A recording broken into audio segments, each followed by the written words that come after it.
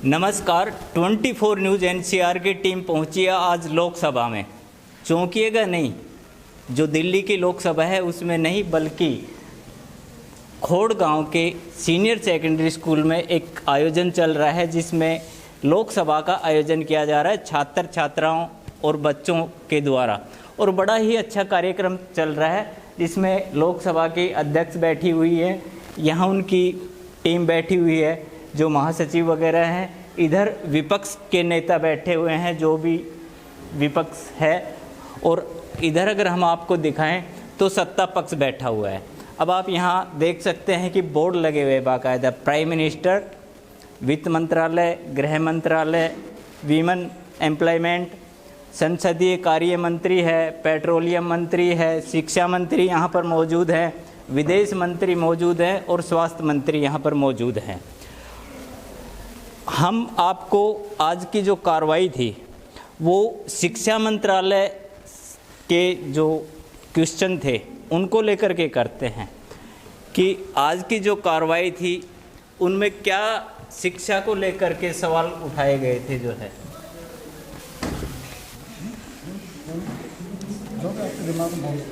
बहुत अच्छे सवाल थे वैसे तो उनके, पर जो हमने किया था बिल लागू वो भी ठीक था। बस करते कि महंगाई को लेकर के क्या कहना है आपका? हम महंगाई को कंट्रोल कर रहे हैं और इन पे बातचीत चल रही है और हम जल्दी से कंट्रोल करेंगे महंगाई को। वित्त मंत्री का कहना है कि हम महंगाई को जल्द कंट्रोल कर पाएंगे। चलिए, विपक्ष का क्या कहना है इस चीज़ को लेकर के कि क्या सरकार महंगाई को रोक पाएगी? मुझे नहीं लगता कि सरकार इस महंगाई को रोक पाएगी, क्योंकि उनके सवालों से लगता है कि वो इस महंगाई को ज़्यादा बढ़ाने की कोशिश कर रही है। विपक्ष का कहना है कि सरकार महंगाई को रोकने में नाकाम रही। इधर हम बात करते हैं, शिक्षा मंत्री हैं, इधर विदेश मंत्री हैं और स्वास्थ्य मंत्री हैं। स्वास्थ्य मंत्री से एक बार हम बात करते हैं कि स्वास्थ्य को लेकर के क्या योजनाएं बनाई हैं आपने? हमने बताया कि अब संसद को, देश को किसी प्रकार के वेरिएंट से डरने की ज़रूरत नहीं है। हमने 3 प्रकार की डोज निकाल दी है, प्रथम डोज लोगों को दे दी है और अंत में हमने प्रिकॉशन डोज भी दी है। धन्यवाद। स्वास्थ्य मंत्री का कहना है कि कोरोना काल के अंदर जब पूरा देश और पूरा विश्व तराही तराही मचा रहा था, तब इन्होंने देश में कोरोना वैक्सीन इत्यादि लेकर के आए और कंट्रोल किया। इधर विपक्ष का क्या कहना है इसको लेकर के? चलिए एक बार हम पूछते हैं। मैम, कोरोना काल के दौरान जो घटनाएं हुई उसको लेकर के आप क्या कहना चाहेंगे? सरकार का कहना है कि कोरोना काल के दौरान हमने बहुत अच्छी सुविधाएं दी। आप विपक्ष के नाते क्या कहना चाहेंगे? कोरोना काल की दूसरी लहर में अस्पतालों में बहुत ज़्यादा कमी हुई, बिस्तरों की कमी हुई, दवाइयों की, और अगर ये रोकथाम रणनीतियों को समय पर लागू कर देते तो बहुत से लोगों की जान बचाई जा सकती थी। विपक्ष का कहना है कि अगर समय पर और समय रहते हुए सारी सुविधाओं को अगर ये उपलब्ध करवाती सरकार तो बहुत सी मौतों को बचाया जा सकता। शिक्षा मंत्रालय और पेट्रोलियम मंत्रालय, संसदीय कार्य मंत्रालय है, गृह मंत्रालय से हम बात करते हैं। चलिए, तो सबसे करंट जो मुद्दा है वो जम्मू कश्मीर को लेकर के है, क्योंकि वहाँ अलगाववाद और आतंकवाद की घटनाओं पर रोकथाम नहीं लग पा रही है। हम एक बार गृह मंत्री से बात करते हैं, और वहाँ पर चुनाव भी करवाने ज़रूरी है, क्योंकि संसदीय लोक प्रणाली में ये भी आवश्यक है। तो मैडम, आप क्या प्लान लेकर के आ रहे हैं जो संसदीय प्रणाली भी लागू रहे और वहाँ पर जो आतंकवाद है उसका भी सफाया रहे? केंद्र सरकार और जम्मू प्रशासन का एक ध्येय बिल्कुल स्पष्ट है कि बेगुनाह को छेड़ो नहीं, गुनहगार को छोड़ो नहीं। अगर आप इसे महसूस करना चाहते हैं तो आप जम्मू कश्मीर आकर देख सकते हैं। वहाँ आवाम खुश है, लोग सुरक्षित होकर अपना काम कर रहे हैं। हमने वहाँ पत्थरबाजी को समाप्त कर दिया है। वहाँ कुछ परेशान लोग हैं, अफवाह फैला रहे हैं कि राष्ट्रीय स्तर पर तिरंगा उठाने वाला कोई हाथ नहीं है। हाल में जब राष्ट्रीय स्तर पर तिरंगा कार्यक्रम हुआ तो जम्मू कश्मीर ने एक उदाहरण पेश किया। जम्मू कश्मीर प्रशासन चुनाव के लिए पूरी तरह तैयार है।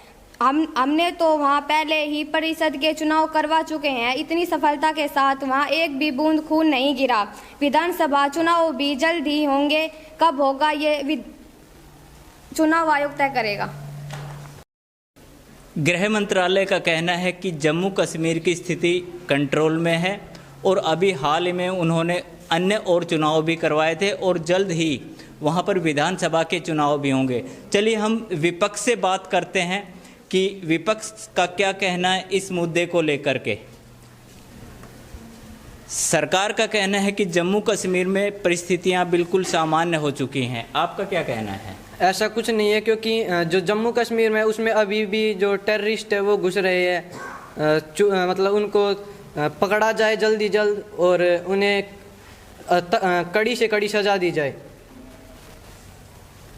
विपक्ष का कहना है कि सरकार अभी भी जम्मू और कश्मीर के अंदर पूरी तरह से स्थिति को अपने काबू में नहीं रख पाई है। इधर हमारे प्राइम मिनिस्टर साहब बैठे हुए हैं, उनसे एक बार बात कर लेते हैं।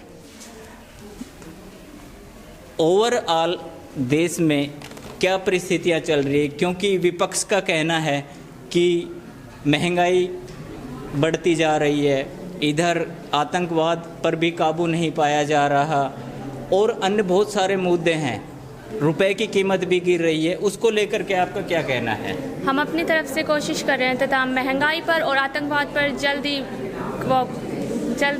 वो कब्ज़ा किए जाएंगे तथा महंगाई भी कम हो रही है अभी धीरे धीरे और आतंकवाद को हम रोक रहे हैं, अपनी तरफ से पूरी कोशिश कर रहे हैं और जल्दी वो रोक दिए जाएंगे। लेकिन जिस आगाज हुआ है और नई शिक्षा नीति को लेकर के आज लोकसभा में बहस हुई।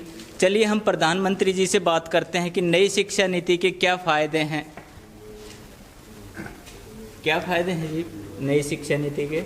एनईपी के पाठ्यक्रम के बोझ को कम किया गया है, जिससे छात्र अपनी पढ़ाई आराम से कर सकते हैं तथा उन पर कोई दबाव नहीं है, बोझ नहीं है। वो अपने दिमाग को निष्कर्ष करके अपने दिमाग को आराम देकर याद भी कर सकते हैं तथा उन पर कोई बोझ नहीं है, कोई दबाव नहीं है और ज़्यादा हार्ड वर्क भी नहीं है, इसलिए वो अपनी तैयारी भी कर सकते हैं तथा आराम से पढ़ाई भी कर सकते हैं और आगे ग्रेजुएशन करके अपने करियर को सफल कर सकते हैं। प्रधानमंत्री जी का कहना है कि नई शिक्षा नीति बच्चों के ऊपर जो दिमाग का बोझ है वो भी कम करेगा और आने वाले समय में उनको रोजगार के अवसर भी प्रदान होंगे। चलिए हम एक बार विपक्ष के नेताओं से पूछते हैं कि उनका क्या कहना है नई शिक्षा नीति को लेकर के। पेश हुआ है उसको लेकर के आपकी क्या प्रतिक्रिया है? मैं नई शिक्षा नीति के विरोध करता हूं, क्योंकि मुझे नहीं लगता इस बिल के पास हो जाने से देश में कुछ बदलाव होगा। इसमें शिक्षा नीति में जो संस्कृत भाषा पर ज़्यादा फोकस किया गया है और वैसे जो भारत देश है वो 22 भाषाओं को मान्यता देता है।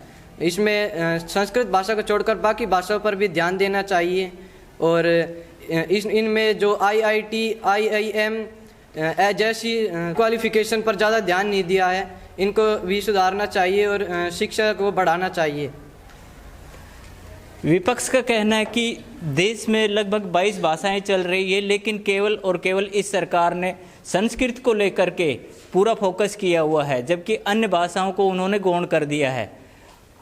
अब आप हमारी लोकसभा की जो है अध्यक्ष जो है वो बैठी हुई हैं, एक बार हम चलते हैं उनसे भी बात करते हैं कि उनका क्या कहना है आज की इस कार्रवाई में। आज किन किन मुद्दों को लेकर के बहस हुई है और कौन से मुद्दे आज पास किए गए हैं? शिक्षा के मुद्दे को लेकर एक तो बहस हुई है कि शिक्षा को अच्छे से आगे बढ़ाना चाहिए और बच्चों की पढ़ाई को पूरा करना चाहिए, कोई भी बच्चे अशिक्षित न रहे। और दूसरा एक कोरोना महामारी को लेकर बहस हुई है, जो कि कोरोना महामारी के कारण काफ़ी लोगों की डेथ हुई है और ये जो इसकी वैक्सीन है ये जल्दी बनाई जाए, जिसके कारण काफ़ी लोगों की डेथ होने से बच गई है। स्कूल प्रबंधन द्वारा और बच्चों के द्वारा किया गया एक छोटा सा ये प्रयास था। आप देख सकते हैं कि राजकीय वरिष्ठ माध्यमिक विद्यालय खोड़ में जो है युवा सांसद, आज 19 अक्टूबर है, युवा सांसद का आयोजन किया गया था और बच्चों ने काफ़ी अच्छे तरीके से तैयारी की और 9th क्लास से लेकर के 12th क्लास तक के बच्चे यहाँ पर इस प्रतियोगिता में शामिल हुए। आप देख सकते हैं कि ये भविष्य के लिए इनके हाथों में है। हम आपको सीधा लोकसभा से कार्रवाई दिखा रहे हैं जो कि राजकीय वरिष्ठ माध्यमिक विद्यालय खोड़ के अंदर से चल रही है। मैं शिवचरण के साथ राधे पंडित, 24 न्यूज़ NCR।